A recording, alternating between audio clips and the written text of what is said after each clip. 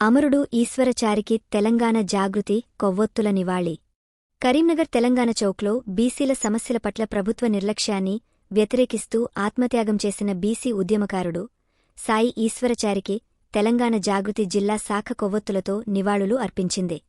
జాగృతి జిల్లా అధ్యక్షుడు గుంజపడుగు హరిప్రసాద్ మాట్లాడుతూ, కాంగ్రెస్ పార్టీ 42% బీసీ రిజర్వేషన్, బీసీల కోసం భారీ బడ్జెట్, ఎంబీసీ శాఖ వంటి హామీలు ఇచ్చి అధికారంలోకి వచ్చిన తర్వాత వాగ్దానాలు విస్మరించిందని విమర్శించారు.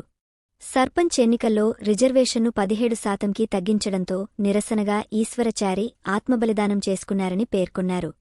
ఈశ్వరచారి మరణం ప్రభుత్వ నిర్లక్ష్యం కారణంగా జరిగిన హత్యతో సమానమని పేర్కొంటూ, బీసీలకు చట్టబద్ధ రిజర్వేషన్లు వెంటనే అమలు చేయాలని జాగృతి డిమాండ్ చేసింది.